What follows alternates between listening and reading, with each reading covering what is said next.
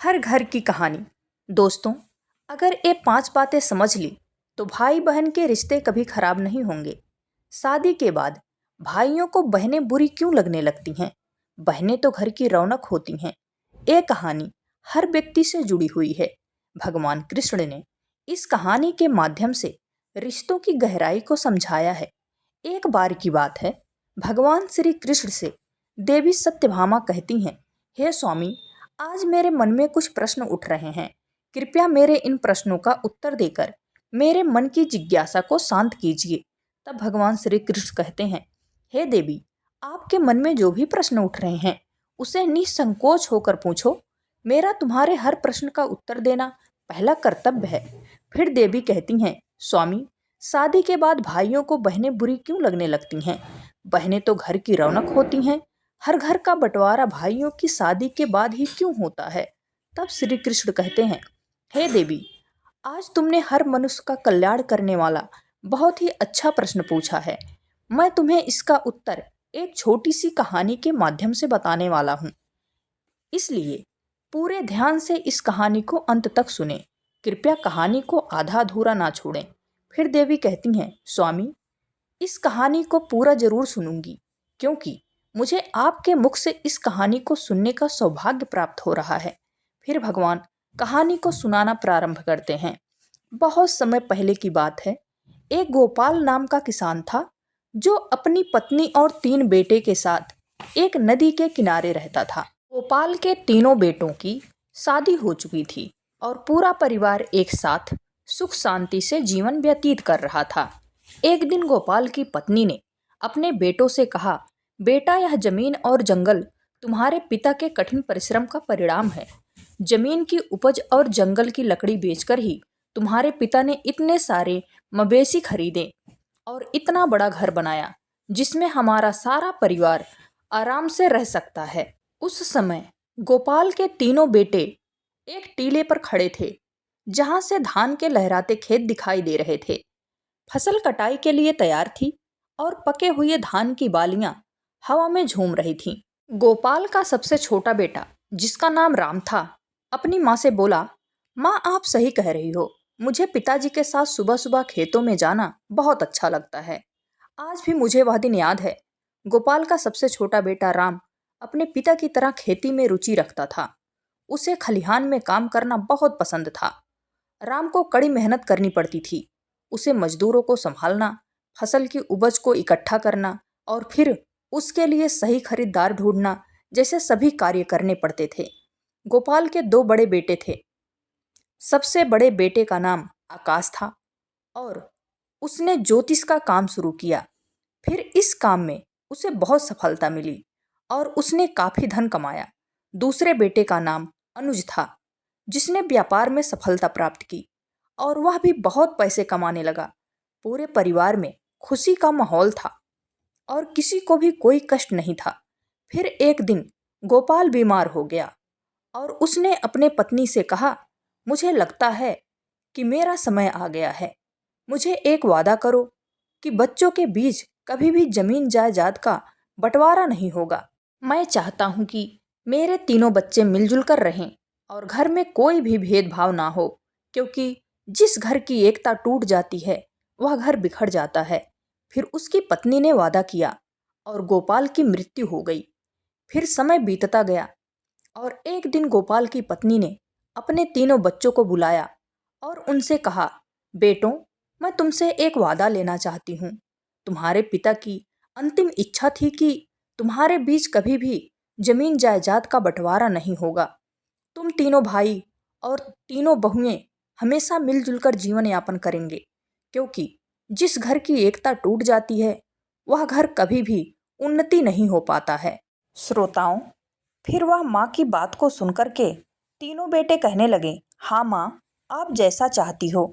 पिताजी की जैसी इच्छा थी, हम उनकी इच्छा के विरुद्ध कभी नहीं जाएंगे और तीनों भाई हमेशा प्रेम से रहेंगे।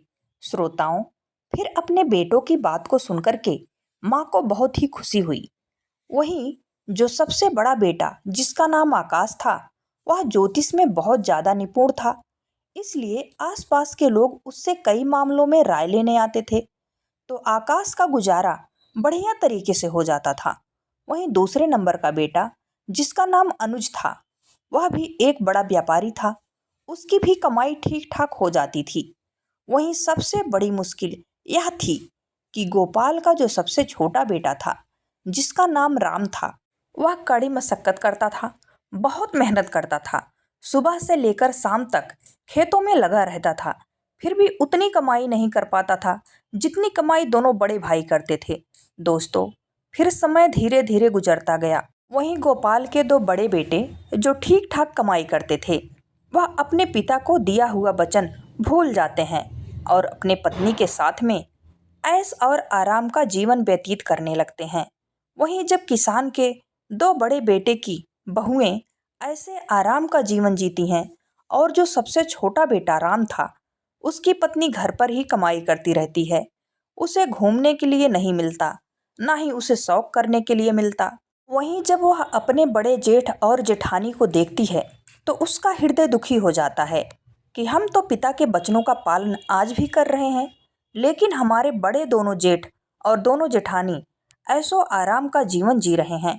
दोस्तों, वही किसान का सबसे छोटा बेटा, जो राम था, एक दिन उसकी पत्नी जब बहुत ज़्यादा दुखी हो गई और जब शाम को राम घर वापस आया तो उसे कहने लगी कि मेरे भाई के यहाँ से चिट्ठी आई है।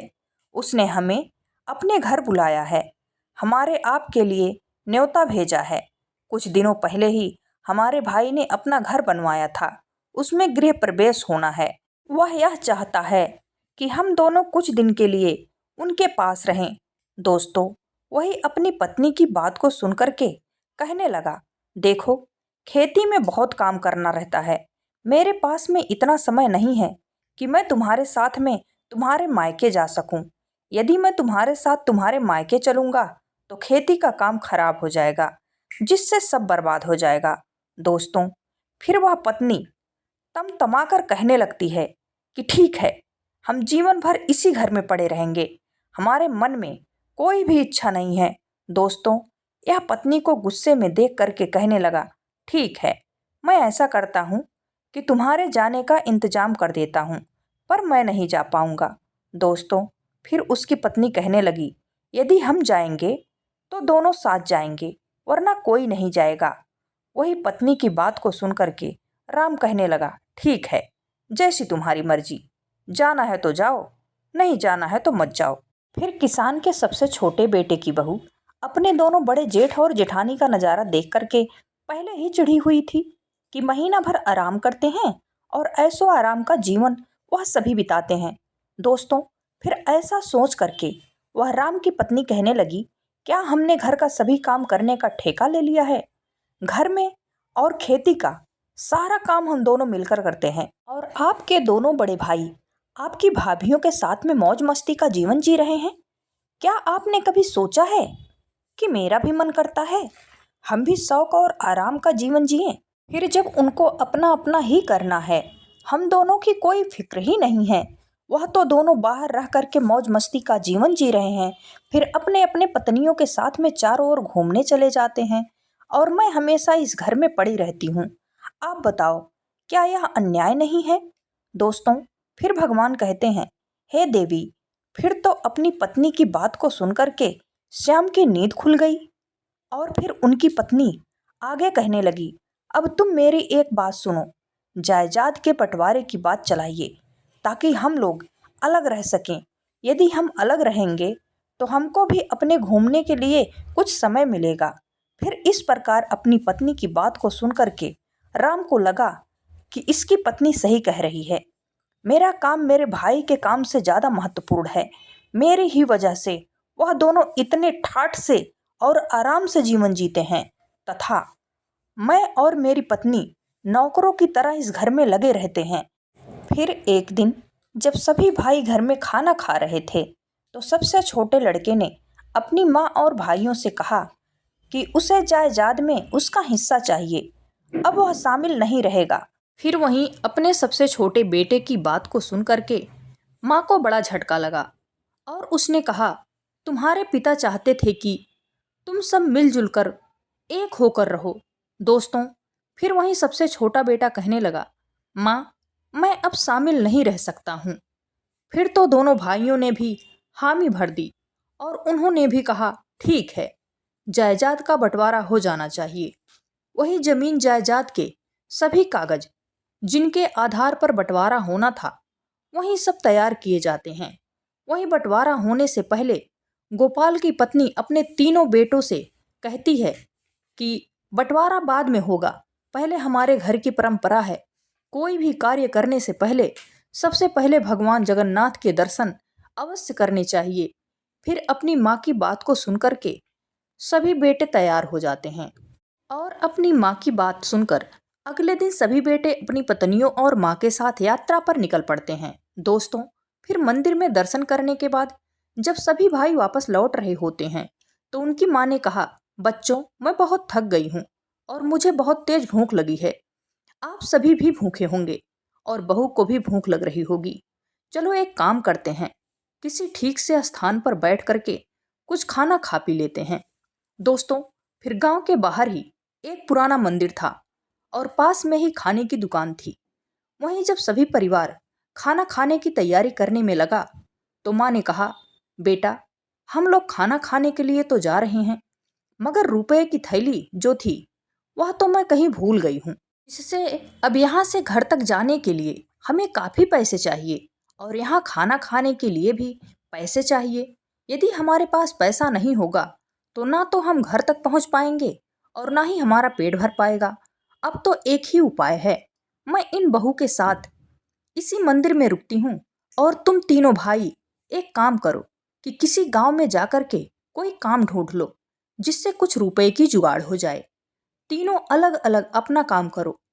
तुम जो भी कुछ काम कर लाओगे उन्हीं पैसों से हम कुछ खा लेंगे और यहाँ से घर पहुँच जाएंगे। दोस्तों, फिर तीनों बेटों ने अपनी माँ की राय मान ली और तीनों भाई अलग अलग दिशाओं में पैसा कमाने के लिए निकल पड़े। दोस्तों, फिर चलते चलते किसान का छोटा बेटा राम जब कुछ दूर बढ़ा तो वहाँ एक स्थान पर पहुंचा जहाँ कुछ लोग गंभीर चर्चा कर रहे थे। फिर राम ने उनसे पूछा, आप लोग इतने उदास क्यों हैं? क्या बात है? क्या मैं आपकी मदद कर सकता हूँ? यहाँ खड़े लोग बोले, इस जमीन के इस हिस्से में हमेशा पानी जमा रहता है और हम यहाँ कुछ भी उगा नहीं पाते हैं। फिर भी हमें राजा को इसका लगान देना पड़ता है। अब हमें समझ में नहीं आ रहा कि क्या करें। राम ने कहा, अगर मैं आपको धान लगाने का तरीका बताऊं तो मुझे क्या इनाम मिलेगा? तब लोग बोले, अगर तुम हमें इस जमीन पर धान उगाने का तरीका बताओगे तो हम तुम्हें 200 चांदी के मुद्राएं देंगे। राम, जो बहुत ही कुशल किसान था, उसने लोगों को बताया, गोबर और मिट्टी को मिलाकर घोल बनाओ और उन्हें गीला और नरम रखो। फिर हर गोले में बीज डाल दो और उन्हें सूखने दो। तब गांव वालों ने ध्यान से उनकी बात को सुनी और उन्होंने पूछा, इन गोलों का क्या करें? तब राम ने कहा, इन गोलों को इन जमीन में डाल दो। यह गोले जमीन में धंस जाएंगे और बीज भी अंकुरित हो जाएगा। दोस्तों, फिर गांव वालों ने राम के बताए हुए तरीके का पालन किया और उस बंजर जमीन में बीज अंकुरित हो गए। तब गांव वालों ने राम को धन्यवाद दिया और खुशी खुशी उसे 200 मुद्राएं भेंट की। तो फिर राम उस मुद्राओं के साथ अपनी माँ के पास इस मंदिर में लौट आया। दूसरा बेटा अनुज घूमते घूमते एक दिन एक ऐसे स्थान पर पहुंचा जहां उसने देखा कि एक व्यक्ति पेड़ के नीचे बैठा हुआ बहुत उदास नजर आ रहा था। फिर अनुज ने उससे पूछा, आप इतने चिंतित क्यों हैं? क्या मैं आपकी किसी तरह से मदद कर सकता हूँ? फिर वह व्यक्ति बोला, हम 4 भाई हैं। हमारे पिता के निधन से पहले उन्होंने अपनी सारी संपत्ति हम चारों में बांट दी थी, लेकिन एक काली बिल्ली थी जिसे बांटना बहुत मुश्किल था। हम सब ने तय किया कि बिल्ली हम सबके साथ रहेगी। फिर एक दिन उस बिल्ली की एक टांग टूट गई जो मेरे हिस्से में आई थी।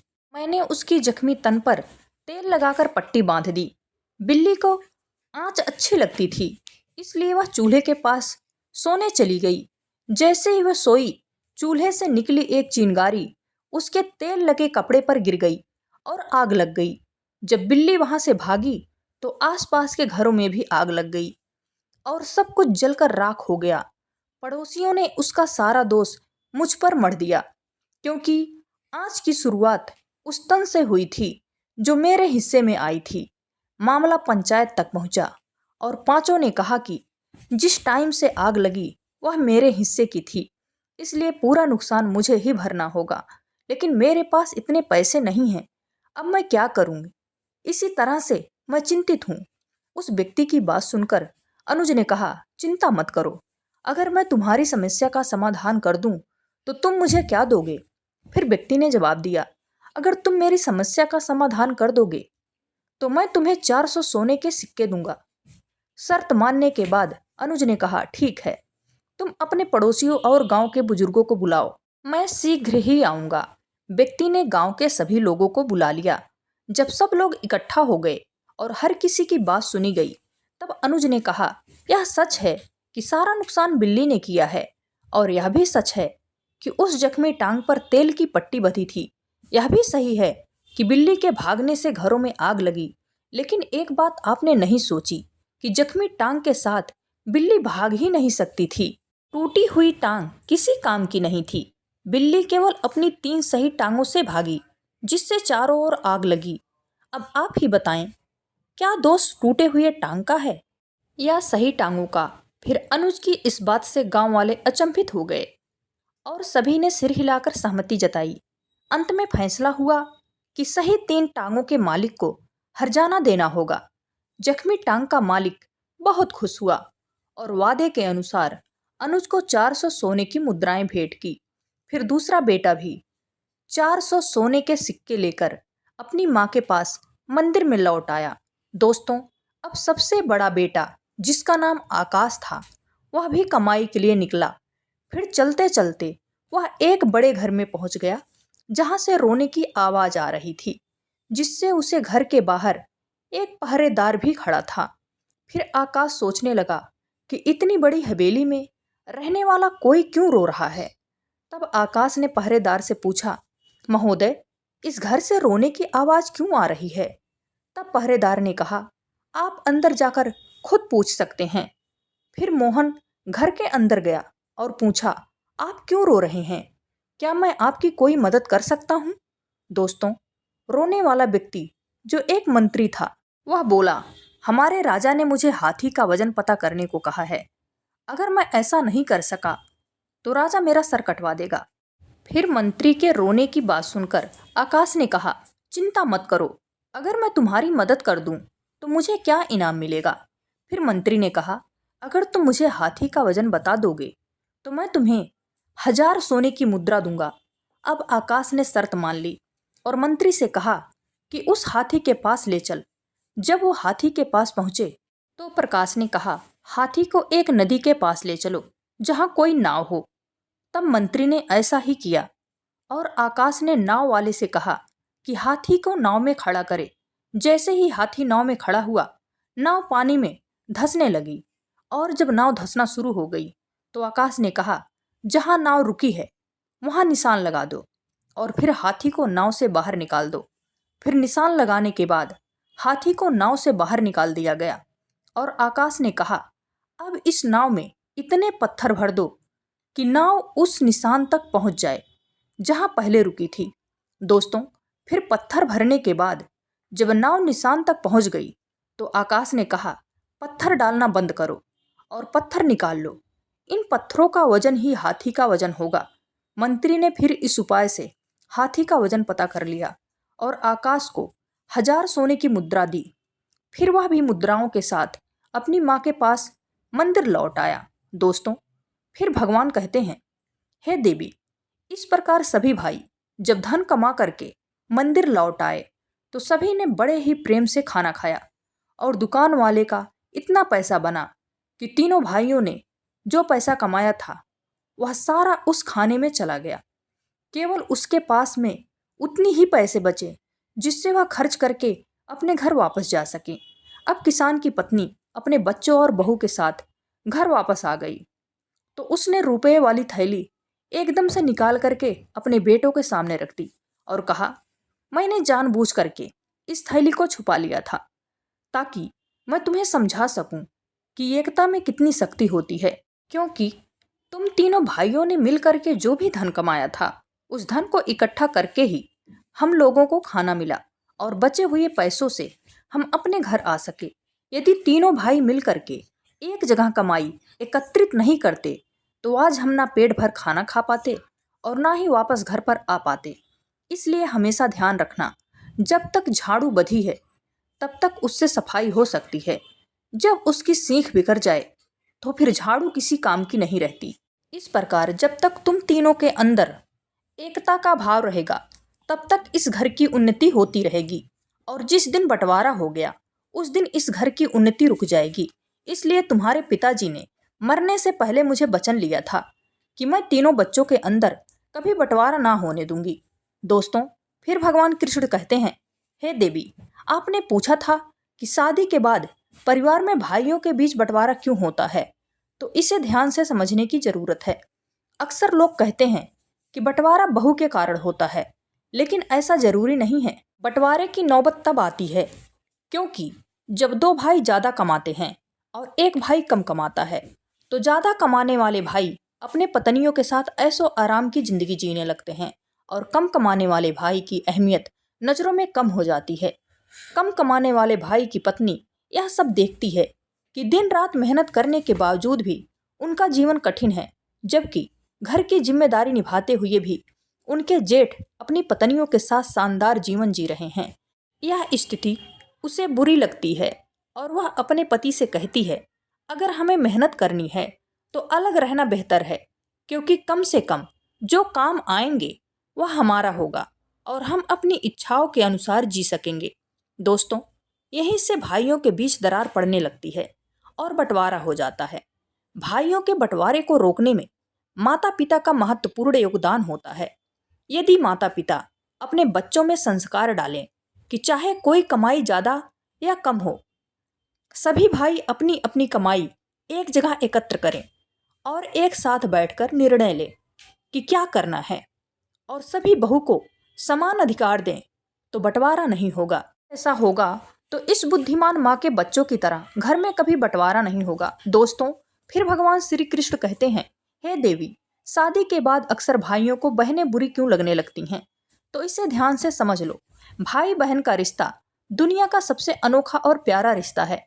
इस रिश्ते में तकरार है, लड़ाई झगड़ा है, तो भरपूर प्यार भी है। जहाँ बहन हमेशा भाई का साथ देती है तो वहीं भाई भी हमेशा बहन की रक्षा करता है। दोनों को एक दूसरे की बहुत परवाह होती है। शादी से पहले तक तो भाई बहन के बीच में सब कुछ बहुत अच्छा रहता है, लेकिन शादी के बाद इस रिश्ते में दरार आ जाती है। कई बार यह मनमुटाव इतना बढ़ जाती है कि भाई या बहन जीवन भर एक दूसरे की शक्ल देखना भी पसंद नहीं करते हैं। तो इसलिए समझ लो, इन 5 कामों से भाई बहन के रिश्ते हमेशा के लिए खराब हो जाते हैं। दोस्तों, चलिए जानते हैं कुछ ऐसी बातें जो शादी के बाद भाई बहन के रिश्तों को प्रभावित कर सकती है। नंबर 1, भाभी की नाराजगी। भाई की शादी के बाद आपको सिर्फ अपनी माँ और भाई का नहीं, बल्कि अपनी भाभी का भी पूरा सम्मान और प्यार करना चाहिए। अगर आप भाभी से कुछ गलत कहेंगे तो वह नाराज हो सकती है और यह नाराजगी भाई तक पहुंच जाएगी, जिसे भाई शायद खुलकर कुछ ना कहे, लेकिन वह आपसे दूरी जरूर बना सकते हैं। नंबर 2, रिश्तों में अनौपचारिकता। बचपन से लेकर शादी तक भाई बहन का रिश्ता अनौपचारिक रहता है। यह लड़ते भी हैं और एक दूसरे का मजाक उड़ाते हैं और साथ ही रूठते भी हैं, लेकिन शादी के बाद कुछ भाई बहन इस रिश्ते को केवल औपचारिक रूप से निभाते हैं, जिससे रिश्ता कमजोर हो जाता है। बेहतर होगा कि बीच बीच में एक दूसरे का हालचाल लेते रहें और बचपन की यादों को ताजा करते रहें। नंबर 3, शादीशुदा जिंदगी में दखल देना।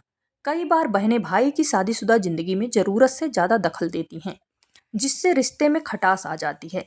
चाहे भाई बहन शादीशुदा हो या नहीं, बहन को भाई की निजी जिंदगी में दखल नहीं देना चाहिए। ऐसा करने से रिश्ते खराब हो जाते हैं। नंबर 4, ताना मारने की आदत। कई बार भाई बहन का रिश्ता इसलिए खराब हो जाता है क्योंकि बहनें हर समय भाई को ताने देती रहती हैं। शादी के बाद भाई के व्यवहार में थोड़ा बदलाव आ जाता है, क्योंकि उसके अपने परिवार की भी जिम्मेदारियां होती हैं। अगर बहन हमेशा भाई को ताना मारेगी कि वह बदल गया है, तो रिश्ते में दूरी बढ़ने लगेगी और रिश्ते खराब हो जाएंगे। इसीलिए बहन को भाई के निजी जीवन में दखल नहीं देना चाहिए, तभी भाई बहन का प्यार बना रह सकता है। नंबर 5, बहन को नज़रअंदाज करना। जिस तरह भाभी के साथ अच्छा व्यवहार करने से भाई का दिल जीत सकते हैं, वैसे ही बहन की अनदेखी करने से रिश्ते में दूरी आ सकती है। भाई का यह फर्ज होता है कि वह शादी के बाद भी बहन को उतना ही प्यार दे जितना पहले देता था। अगर बहन की शादी नहीं हुई है तो भी उसकी बातें समझनी चाहिए और अपनी जिम्मेदारी निभानी चाहिए। साथ ही यह 5 बातें सभी भाई और उनकी पत्नियों को हमेशा गुप्त रखनी चाहिए, जिससे परिवार की एकता हमेशा बनी रहे। यह 5 बातें हमेशा परिवार को टूटने से बचाती है। नंबर 1, अपने भाई के राज की बातें कभी दूसरों को ना बताएं। ऐसा करने से आपके लिए घातक समस्या उत्पन्न हो सकती है, क्योंकि जिस व्यक्ति को आप अपने भाई के राज की बातें बताएंगे और यदि विपरीत परिस्थिति में आपकी उनसे मित्रता टूट जाएगी, तो वह आपके भाई की सारे राज की बातें चारों ओर सार्वजनिक कर देगा। वही लोगों के बीच में आप केवल हंसी के पात्र बन जाएंगे और फिर बाद में उस दुख से आप बहुत दुखी होंगे। इसलिए कभी भी अपने घर या परिवार या खुद की बातें किसी के सामने ना बताएं, चाहे वह कितना भी प्रिय मित्र क्यों ना हो। नंबर 2, यदि आप या आपका भाई किसी द्वारा ठगे गए हों या किसी ने धोखा दिया हो, तो यह बात सभी भाइयों को अपने तक ही रखनी चाहिए। ठगी का जिक्र करने का मतलब है कि आप अपना मजाक खुद ही उड़ाते हैं।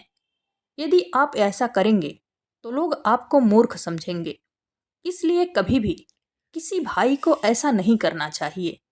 यदि आपके भाई को किसी ने कभी धोखा दे दिया है तो कभी भी परिवार की बातें दूसरों के सामने जाहिर ना करें। इससे भाइयों के बीच में फूट पैदा होती है। नंबर 3, यदि किसी भाई को कभी भी धन की हानि हो या उसका धन बर्बाद हो जाए, तो यह बातों को किसी अन्य को ना बताएं। धन ऐसी चीज है जो इंसान का बल होता है, और जब लोगों को यह पता चलता है कि उनके पास में धन नहीं है, तो वह आपका सम्मान करना बंद कर देते हैं और आपकी प्रतिष्ठा धूमिल कर देते हैं।